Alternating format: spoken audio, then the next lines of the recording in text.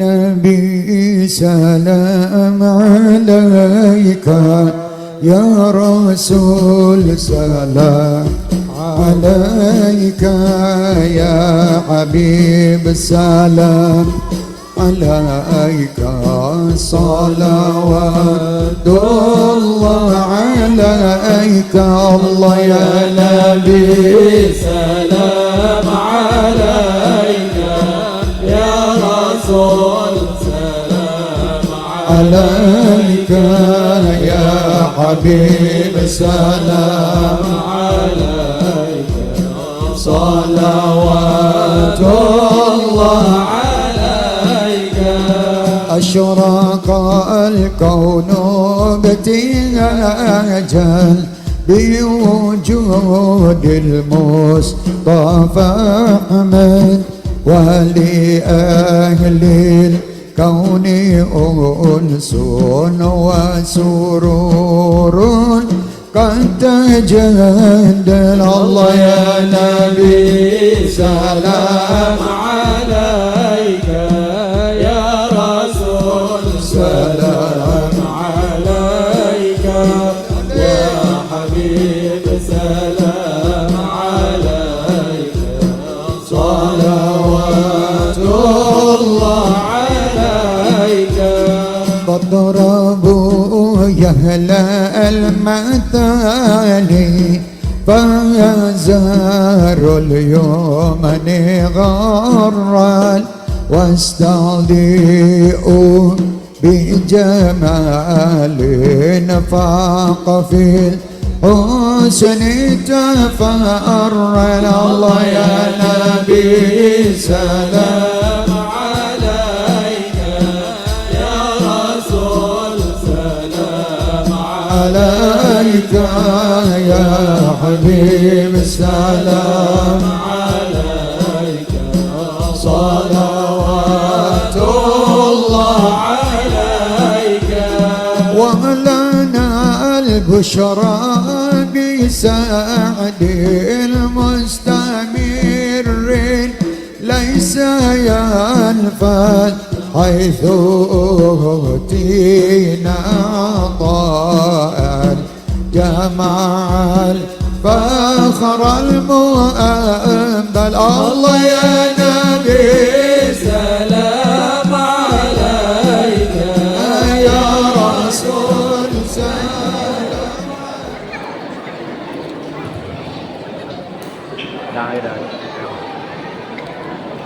السلام عليكم ورحمة الله تعالى وبركاته.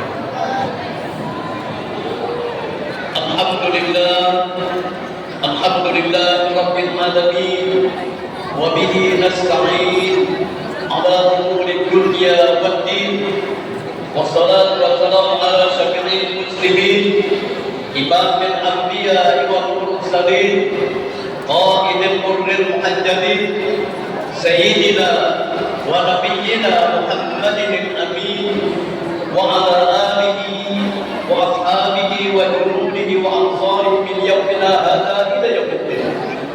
اللهم صل على سيدنا محمد الفاتح المغفر والخاتم لما سبق ناصر الحق بالحق والهدي إلى صراطك المستقيم وعلى آله حق قدره ومقداره العظيم.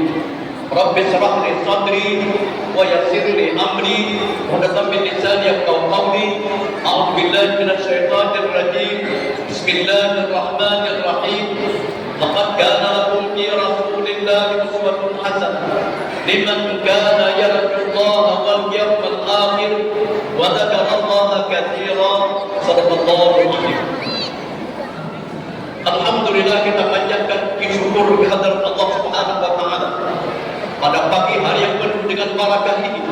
Dapatlah kiranya kita bersama-sama berhadir di tempat yang sangat mulia ini dalam rangka sama-sama memperingati satu peringatan, yaitu hari lahirnya junjungan kita Nabi besar Muhammad sallallahu alaihi wasallam. Mudah-mudahan pertemuan kita pada pagi hari ini akan menyebabkan dapat taufik dan hidayah, barakah dan salam, ridha dan inayah, serta syafaat dari sahib risalah An-Nabi Rahmah sallallahu alaihi wasallam. Amin Allahumma amin. Salawat dan salam kita pasrahkan kepada pelita hati kita, putra turun sahabat, seorang Nabi akhir zaman, penegak keadilan dan kebenaran, membawa umat manusia dari alam kejahilan menuju kepada alam iman Islam dan akhirat. Dalam kesempatan yang sangat berbahagia ini, kami banyak-banyak mengucapkan terima kasih, utamanya kepada semua pengatur acara dan juga sekaligus panitia penyelenggara yang kiranya memberikan kepercayaan buat pribadi kami untuk menyampaikan ceramah agama ataupun uraian-uraian singkat yang berkenaan dengan terjadinya peristiwa besar lahirnya junjungan kita Nabi besar Muhammad sallallahu alaihi wasallam. Sebelum kami menyampaikan apa yang dapat kami sampaikan pada pagi hari ini, jika nantinya dalam uraian kami terdapat beberapa semacam kesalahan, maka mohonlah dimaafkan yang sedalam-dalam. Dan andai kata terdapat beberapa semacam kekeliruan ataupun kesalahan secara terbuka dan ikhlas hati, mohonlah diperbaiki dengan sebaik-baiknya. Para alim ulama, guru-guru agama, lebih khusus Ayahanda Haji Sufyan Sahir selaku pengasuh pondok pesantren Ihya Ulumuddin di daerah Banjang ini, dan juga ketua Yayasan Pendidikan Agama di pondok pesantren ini, dan keseluruh para hadirin kesemuanya yang hadir pada hari kemungkinan kami tidak bisa menyebutkan satu persatu, mengingat barangkali waktu dan juga segalanya tanpa mengurangi rasa hormat kami kepada pihak karya. Para hadirin kesemuanya yang dimuliakan oleh Allah Subhanahu wa Ta'ala, sebagaimana sudah kita ketahui bersama, pada bulan Rabiul Awal ini kita bersama-sama memperingati satu peringatan, yaitu lahirnya junjungan kita Nabi besar Muhammad sallallahu alaihi wasallam. Segala apa yang kita lakukan pada saat ini tentunya tidak ada lain terkecuali hanya semata-mata ingin menunjukkan rasa cinta kita, rasa sayang kita kepada baginda Nabi kita Muhammad sallallahu alaihi wasallam. Karena beliau merupakan nikmat yang paling besar yang Allah anugerahkan kepada semua makhluk yang ada dalam dunia ini. Nabi Daud alaihissalam pernah bertanya, ya Allah, di antara nikmat-nikmat yang ada dalam dunia ini, ya Allah, nikmat yang paling kecil, nikmat yang paling ringan itu apa, ya Allah? Dijawab oleh Allah Subhanahu wa Ta'ala. Kata Allah, wahai Nabi Daud, nikmatku yang paling kecil, yang paling sepele, yang paling enteng itu, kata Allah, adalah oksigen. Apa itu oksigen? Kita menyebut namanya itu adalah angin. Kenapa? Karena hidup kita ini memerlukan angin. Bayangkan kata para ulama, setiap 1 jamnya itu kita bernafas menarik angin ini, bayangkan tidak kurang daripada 180 kali itu setiap 1 jam. Dikalikan 24 jam, berapa kali angin masuk ke dalam batang tubuh kita. Kalau kita tarik dia akan masuk, begitu dia keluar mau ditarik lagi ini andai katanya tidak bisa masuk, maka sudah siap-siap ambulan, tidak ada lain kecuali itu jawabannya. Itu kata Allah, wahai Nabi Daud, nikmatku yang paling kecil, yang paling sepele, yang paling enteng, tidak aku berikan kepada ada dalam dunia ini. Kemudian Nabi Daud alaihissalam bertanya, ya Allah, ada pun nikmat yang paling besar apa yang nikmat yang paling agung, yang paling mulia itu apa? Dijawab oleh Allah Subhanahu wa Ta'ala, nikmatku yang paling besar, yang paling agung tidak ada lain terkecuali akan diutusnya seorang nabi akhir zaman, seorang rasul di akhir zaman, yaitu akan lahirnya Nabi kita Muhammad sallallahu alaihi wasallam. Itu nikmat yang paling besar. Coba kita rasakan barangkali tanpa kehadirannya Rasulullah ke dunia ini, barangkali jangankan kita, alam semesta pun tidak akan dicipta oleh Allah Subhanahu wa Ta'ala. Allah sendiri mengatakan, laulaka ya Muhammad ma khalaqtul arda. Andai kata tidak kena engkau wahai Rasulullah, kata Allah, aku tidak akan menciptakan alam semesta ini. Tapi berkat diciptanya oleh Allah Rasulullah SAW, maka kita semua hadir, kita semua ada berada di alam dunia ini. Inilah satu kesyukuran yang wajib kita syukuri. Makanya dalam syair tadi sudah kita lantunkan semua, wajib syukur alaina, dan dituntut untuk bersyukur, berterima kasih kepada Allah dengan diutusnya Nabi kita Muhammad SAW. Hadirin sekalian yang dimuliakan oleh Allah Subhanahu wa Ta'ala, dalam peristiwa lahirnya baginda Nabi kita Muhammad SAW ini merupakan satu kunci yang paling utama untuk menuju pintu surganya Allah Setiap orang diwajibkan mengenal siapa itu Nabi Muhammad sallallahu alaihi wasallam. Bahkan begitu kita meninggal dunia masuk ke dalam kubur, yang akan dipertanyakan oleh orang malaikat munkar dan nakir. Dia akan mempertanyakan kepada kita, "Madza taqulu bi hadzal rajul alladzi bu'itha bi khalqi ajma'in?" Apa pendapat? Siapa menurut seorang laki-laki yang diutus oleh Allah kepada makhluk bangsa jin dan kepada manusia dan kepada seluruh alam? Bayangkan kalau kita tidak kenal dengan Nabi kita Muhammad SAW, apa yang bisa kita jawab? Tapi alhamdulillah, berkat peringatan-peringatan yang semacam inilah justru membuat kita kenal dengan Rasulullah, justru menambah cinta kita kepada Nabi kita Muhammad SAW. Bayangkan kalau di India itu tidak seperti kita ini diadakan mewah-mewah seperti ini. Di sana itu hanya satu gelas air aqua, satu potong roti. Peringatan yang semacam ini siang dan malam senantiasa diadakan. Itu pun syairnya tak semeriah kita. Bahkan coba lakukannya orang-orang India. Kalau dia membawa syair, ya Nabi salam alaika, ya Rasul salam alaika, seakan-akan kayak kapal salam. Tapi kalau di mana kita di mana-mana dengan suara merdu, dengan suara meriah, bahkan lagi dengan makanan yang berbagai macam. Ini satu kesyukuran kita menunjukkan syukurnya kita kepada Allah diutusnya Nabi kita Muhammad sallallahu alaihi wasallam. Kami kembali kepada pembicaraan tadi. Yang dipertanyakan oleh malaikat, siapa sebenarnya seorang laki-laki yang diutus kepada makhluk bangsa jin dan manusia dan kepada alam semesta. Insya Allah kalau kita sering-sering mengikuti ajaran agama, mengikuti majelis-majelis hakim di pesantren di mana-mana, apalagi pesantren yang paling terpokok, dan lain kecuali majelis taklim atau pesantren-pesantren agama. Ini yang bisa menjawab siapa Tuhanmu, siapa Nabimu, siapa Rasulmu. Orang yang cerdas akan menjawab Muhammadun sallallahu alaihi wasallam. Dia ada seorang laki-laki yang bernama Muhammad sallallahu alaihi wasallam. Ja'ana min bainati min rabbi fa amanna wa tabi'na wa sadaqnahu bi risalah. Dia datang kepada kami membawa keterangan yang benar dari Tuhannya, dari Allah Subhanahu wa taala. Berimanlah kami kepadanya, mengikutilah kami segala macam ajarannya, dan mengamalkanlah kami akan sunnah-sunnahnya.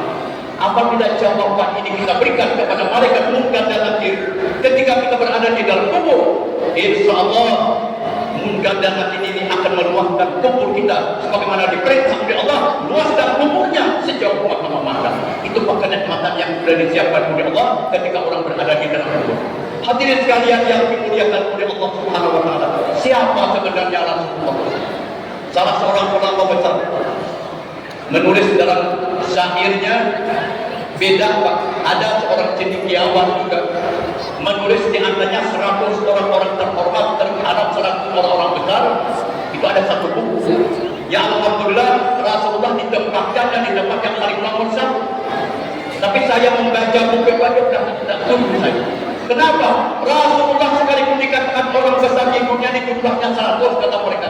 Rasulullah ditempatkan paling nomor 1 itu pun terus saya belum puas. Karena Rasulullah mantan presiden kita almarhum Soeharto diletakkan di nomor 25. Apakah ada sejajar Rasulullah dengan presiden Samsul yang layak? Tidak bisa. Rasulullah bukan sembarang manusia. Mujahid mengatakan Muhammadun basarun la kal basar. Nabi Muhammad itu benar manusia, tapi tidak seperti manusia biasa. Apa maknanya? Artinya manusia yang luar biasa. Beliau mengibaratkan malkan yahuti bainal adam. Akan tetapi perumpamaan Rasulullah itu bagaikan batu yakut, bagaikan batu jeruk, kecil tepungnya, tapi sangat mahal harganya dibanding dengan batu-batu kerikil yang ada di pinggir-pinggir. Ibaratnya ini kalau bahasa kita juga manusia, Rasulullah juga manusia. Diibaratkan batu tadi, kita juga batu, Rasulullah juga batu. Tapi Rasulullah ini bukan sembarang batu. Beliau seperti yakut, seperti jeruk, kecil bentuknya, mahal harganya. Ada kita batu, tapi batu kerikil di pinggir tekuk, berapa satu kubiknya? Jauh perbedaan antara kita dengan baginda Rasulullah SAW. Kami pernah mencatat dalam catatan kami tidak kurang perbedaan antara kita dengan Rasulullah dengan kita manusia biasa. Di antaranya lagi, darahnya Rasulullah SAW tidak dianggap najis seperti darah kita. Rasulullah pernah pada waktu malam, kemudian Kemudian beliau kalau istilah bahasa Amuntai membokam atau bersumuk kita dikeluarkan darah Rasulullah, dimasukkan ke dalam botol. Kemudian disuruh salah seorang sahabat untuk membuang darah tadi. Sahabat tadi berjalan ingin membuang darah Rasulullah. Begitu rupiah tidak disaksikan tadi oleh Rasulullah, darah Rasulullah tadi dia minum. Habis dia minum, dia balik menghadap Rasulullah. Rasulullah bertanya, wahai sahabat, sudahlah dibuang darah tadi? Kata sahabat, wahai Rasulullah, belum, tidak membuang darah biar. Lalu diapakan? Kata Rasulullah, darah biar tadi wahai Rasulullah belum minum. Coba Pak bayangkan, darah Rasulullah diminumnya. Apa kata Rasulullah? Rasulullah mengatakan, siapa yang menyatukan darahmu dengan darahnya, siapa yang menyatukan darahnya dengan darahmu, maka diharamkan oleh Allah tanda tubuhnya dimakan oleh Nabi Muhammad. Betapa beruntungnya sahabat yang sempat meminum darah Rasulullah SAW. Coba kalau darah kita, alhamdulillah, alhamdulillah. Siapa perbedaan antara kita dengan baginda Rasulullah SAW? Hadirin sekalian yang dimuliakan oleh Allah Subhanahu Wa Taala. Lalu kita bongkar saja ini rahasia. Tercatat di dalam Al-Quranul Karim. Kenapa Nabi Adam alaihissalam begitu dicipta oleh Allah tinggal di dalam surga? Begitu dalam surga semua para malaikat diperintah oleh Allah, ya malaikati usjudu li Adam. Wahai seluruh malaikatku, kata Allah, sujudlah, memberikan penghormatan kepada Nabi Adam alaihissalam. Malaikat semuanya pada sujud, dan hanya satu yang tidak sujud, tapi bukan malaikatnya. Siapa? Yaitu adalah iblis. Memang iblis bukan dari malaikat, tidak mau sujud kepada Nabi Adam. Kenapa? Lantaran ketakaburan. Iblis mengatakan, khalaqtani min nar wa khalaqtahu min tin. Buat apa aku sujud kepada Nabi Adam? Aku dicipta oleh Allah dari api, sedangkan Nabi Adam hanya dari tanah. Ya memang kita berasal dari tanah. Kata para ulama dalam kitab Tafsir Al-Asrar, manusia ini dicipta oleh Allah dari 4 unsur. Dari tanah, apinya juga ada, airnya juga ada, udaranya, anginnya juga ada. Dari 4 unsur. Dari tanah, air, angin, 4 unsur tadi. Benar gak dalam tubuh kita ini ada seperti itu? Coba rasakan. Kata para ulama, kalau Allah menciptakan kita manusia di terlalu banyak tanahnya, kalau istilah bahasa kita aman baik, orang itu punya etika, punya kebiasaan pengarasan itu bersama. Terlalu banyak tanah. Kalau Allah menciptakan kita di terlalu banyak apinya, bahasa mudahnya orang itu panjang kita, pamarahan dalam bahasa. Terlalu banyak api. Kalau terlalu banyak air, pembocoran, sesuatu yang perlu dirahasiakan dibongkarnya, itu namanya terlalu banyak air. Baru 2 hari kawin, duduk di ujung warung, udah cerita di dalam yang diceritakan itu namanya terlalu air, banyak bocor rahasia kita. Apalagi terlalu banyak angin. Bahasa Amuntai, kalau terlalu banyak angin, tumpaan menjadi tanah. Apa tumpaan? Sedikit aja orang mau uji menggelapung sudah naik atas. Itu artinya terlalu banyak angin. Nah, lalu ukurannya takarannya supaya pas nih. Kalau umpamanya ini 1 kilo semuanya 1/4 kilo nih. Anginnya, tanahnya, kemudian lagi tambah dengan airnya sama ukurannya bagaimana? Bisa nggak merata semacam itu? Tentu bisa. Keempat bahan, keempat unsur ini bila ingin sempurna, ini harus dibalut dengan ilmu pengetahuan agama. Makanya ayatnya tidak pusat-pusatnya membangun pesantren ini, tambah lagi ingin membangun bahkan bagaimana supaya umat manusia ini berakhlak mulia dengan ajaran agama supaya sempurna di takaran ukuran yang memperhatikan. Sebab kalau banyak campur saja tidak normal hati manusia. Kalau lu banyak angin, bocorlah hatinya. Kalau lu banyak angin suka dipuji, sekalipun tidak pas pekerjaannya. Kalau terlalu banyak tanah, istilah kita pengarasan. Terlalu banyak hatinya, hanya kita pengamaran. Walaupun tidak sesuai yang baca di bilang dan segala macam. Oleh karena itu, makanya ini perlu dibangun dengan ilmu pengetahuan agama. Kita kembali cerita Nabi Adam alaihissalam. Begitu Allah ciptakan di dalam surga, disuruh malaikat semuanya, malaikat sujudlah kalian kepada Nabi Adam, sujud penghormatan. Bukan sujud seperti kita bilang, dan sujud hanya menghormati, memuliakan Nabi Adam. Mau tahu kan? Rahasia kenapa malaikat yang memiliki pangkat yang sudah luar biasa, yang Allah katakan dalam Al-Quran, la ya'sunallaha ma amarahum wa yaf'aluna ma yu'marun. Malaikat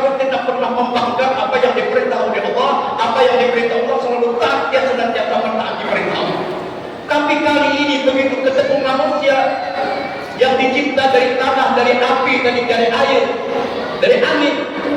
Malaikat dari makhluk yang paling mulia, kita dari nur, dari cahaya.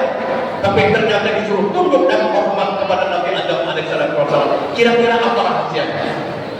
Kami akan ceritakan rahasianya. Rahasianya tidak ada lain terkecuali lantaran nur, kecuali lantaran nur Nabi Muhammad SAW itu diletakkan oleh Allah di jidatnya, di dahinya Nabi Adam alaihissalam, atau orang kampung mengatakan di tulang sulbinya Nabi Adam alaihissalam. Itu rahasianya. Malaikat yang mulia tunduk dan sujud menghormati Nabi Adam alaihissalam lantaran ada nur Nabi kita Muhammad SAW yang kita peringati hari ini kelahiran. Itu rahasianya. Nabi Adam juga begitu kenalan dalam dibujuk oleh iblis, hanya diberikan sanksi harus keluar dari surga. Begitu hendak keluar dari surga, memohon kepada Allah, ya Allah, ampuni kehilafanku, ampuni kesalahanku berkat orang yang bernama Muhammad. Allah mengatakan, Nabi Adam, di mana kamu kenal dengan Nabi Adam? Dan kapan kamu kenal dengan Muhammad? Kapan kamu melihat Muhammad? Dan kata Nabi Adam, ulun ya Allah, mendengar setiap pintu-pintu surga, di setiap pintu surga tulisannya kecuali nama Allah dan nama dia, kecuali nama Muhammad. Di setiap nama Allah dan nama dia, pasti di sampingnya disandingkan dengan nama orang yang paling mulia, yaitu Nabi Muhammad SAW. Coba Pak Tengok masjid, berbeda dengan pintu-pintu surga. Di setiap tulisan kalimat la ilaha illallah, sambungannya Muhammadun Rasulullah. Tidak mungkin kata Nabi Adam, orang ini sembarang orang tak mungkin disandingkan nama yang dengan nama yang paling mulia ya Allah. Terkecuali orang ini Tuhan adalah orang yang paling mulia. Benar dan kata Allah. Laula kana laka ma khalaqul Allah. Andai kata bukan karena Nabi Muhammad kata Allah, aku tidak akan menciptakan alam semesta dan makhluk-makhluk ini. Jadi hanya berkat nama Nabi Muhammad sallallahu alaihi wasallam. Itu satu bapak. Tadi dikatakan nur Nabi Muhammad ada di jidatnya, di dahinya Nabi Adam alaihissalam. Itu peristiwa pertama.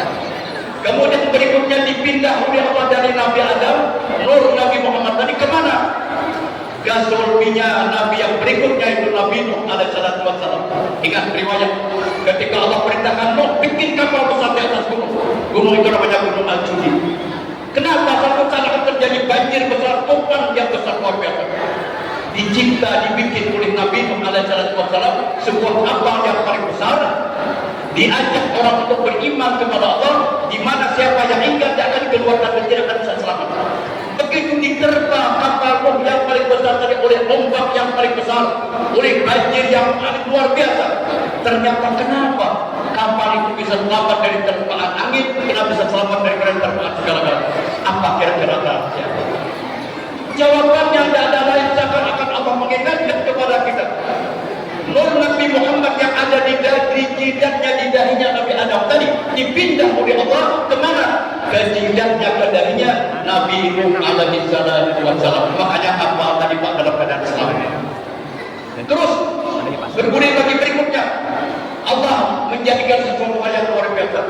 Peristiwa berikutnya, Nabi berikutnya, Rasul berikutnya Nabi Ibrahim alaihissalam.